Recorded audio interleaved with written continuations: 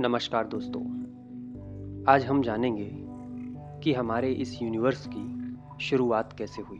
कौन-कौन से इवेंट्स हैं हमारे यूनिवर्स के बनने में और क्या-क्या थ्योरीज हैं हमारे यूनिवर्स के बारे में। क्या आपने कभी सोचा है आसमान में उन अनंत सितारों के बीच में हम किस जगह हैं? हमेशा से इंसान ने खुद से ये सवाल किया है कि हम कहाँ से आए हैं और हमें किस दिशा में जाना है। आज हम एक बहुत गहरा और कॉम्प्लेक्स सवाल का जवाब ढूंढने जा रहे हैं। The fate of the universe, यानी इस अनंत ब्रह्मांड का आखिरी अंजाम क्या है। ये जर्नी हमें यूनिवर्स की शुरुआत से लेकर उसके आखिरी पल तक ले जाएगी। जब तक हम इस सफ़र के बारे में पूरी तरह समझ नहीं लेते, यूनिवर्स की अनजानी राहों में खो जाना काफ़ी मुश्किल है। तो ब्रह्मांड की शुरुआत हुई थी एक ज़बरदस्त इवेंट से, जिसे बिग बैंग कहते हैं। ये इवेंट लगभग 13.8 बिलियन साल पहले हुआ था, जब सब कुछ पूरा का पूरा यूनिवर्स एक पॉइंट के अंदर कंडेंस्ड था। फिर एक शक्तिशाली विस्फोट के बाद सब कुछ फैल गया और आज जिस रूप में यूनिवर्स है उस रूप में बन गया। इस एक्सप्लोजन के बाद मैटर और एनर्जी का कॉम्प्लेक्स कॉम्बिनेशन क्रिएट हुआ। इस प्रोसेस ने गैलेक्सीज, स्टार्स और प्लैनेट्स को जन्म दिया। जितना हम यूनिवर्स को समझते हैं, उसमें हर चीज़ का अपना एक पर्पस था, एक सीक्वेंस था जो अभी तक कंटिन्यू हो रहा है। हमारे लिए ये समझना ज़रूरी है कि बिग बैंग ने सिर्फ यूनिवर्स की शुरुआत ही नहीं की, बल्कि टाइम और स्पेस को भी डिफाइन किया है। अगर ये इवेंट नहीं होता तो हमारे पास ना टाइम होता ना स्पेस। अब आप सोच रहे होंगे कि जब सब कुछ इतना इंटेंस था तो आज यूनिवर्स एक्सपेंड कैसे हो रहा है। हाँ, आज यूनिवर्स एक्सपेंड हो रहा है। ये एक और ज़बरदस्त डिस्कवरी है। ये एक्सपेंशन हमारी समझ के लिए बहुत ज़रूरी है। हमें समझना होगा कि हमारे यूनिवर्स का एक्सपेंशन कैसे हो रहा है और क्या ये कभी रुकने वाला है। गैलेक्सी आपस में दूर जा रही हैं और हमारे सामने एक बड़ा सवाल है, ये कब तक चलेगा? क्या यूनिवर्स हमेशा के लिए एक्सपेंड होता रहेगा या फिर कुछ और होगा? जब हम यूनिवर्स के फ्यूचर के बारे में सोचते हैं तो साइंटिस्ट के पास कुछ थ्योरीज हैं जो बताती हैं कि क्या होगा। 3 मेजर थ्योरीज हैं जिनमें से हर एक यूनिवर्स के फेट को एक्सप्लेन करने की कोशिश करती हैं। तो चलिए इन थ्योरीज को एक एक करके समझते हैं। पहली थ्योरी है जो एक बहुत ब्लीक फ्यूचर को दिखाती है, द बिग फ्रीज या हीट डेथ।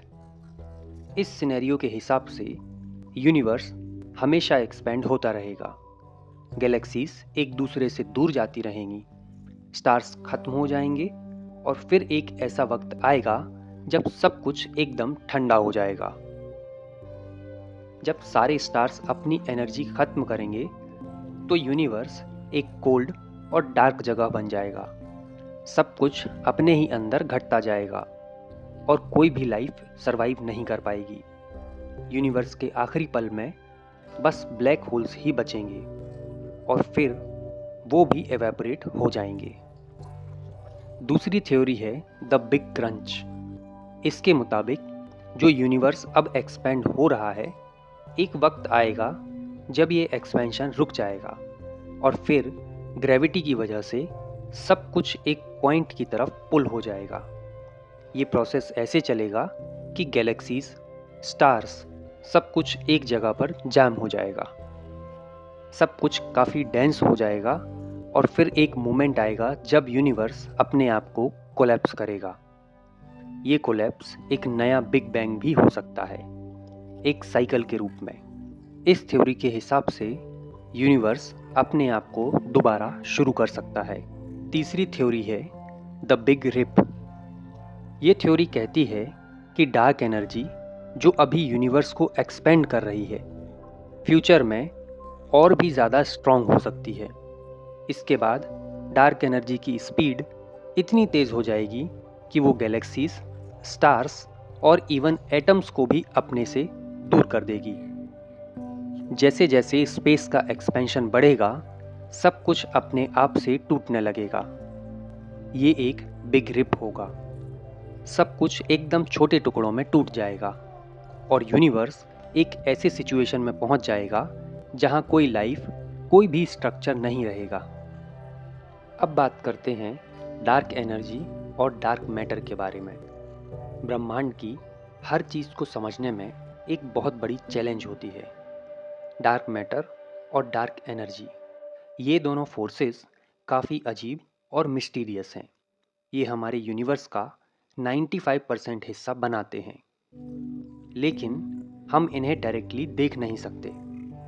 सबसे पहले बात करते हैं डार्क मैटर की। ये एक इनविजिबल सब्सटेंस है जो गैलेक्सीज को अपने आसपास ग्रेविटी के थ्रू पकड़ कर रखता है। अगर ये डार्क मैटर ना होता तो गैलेक्सीज का स्ट्रक्चर अपने आप टूट जाता। इसके होने का पता हमें सिर्फ इसलिए चलता है क्योंकि इसके इफ़ेक्ट से हम गैलेक्सीज के मोशन को ऑब्जर्व कर सकते हैं। डार्क मैटर का मास है, लेकिन ये लाइट या किसी भी इलेक्ट्रोमैग्नेटिक रेडिएशन से इंटरेक्ट नहीं करता, इसलिए ये हमें दिखता नहीं है। अब बात करते हैं डार्क एनर्जी की। ये वो मिस्टीरियस फोर्स है जो यूनिवर्स की एक्सपेंशन को एक्सेलरेट कर रही है। जैसे जैसे डार्क एनर्जी का इन्फ्लुएंस बढ़ता है, गैलेक्सीज एक दूसरे से और दूर होती जाती हैं। ये एक ऐसा फोर्स है जो हमारे यूनिवर्स के फ्यूचर को डायरेक्ट करेगा, लेकिन इसके बारे में अभी भी हमारे पास बहुत कम इन्फॉर्मेशन है।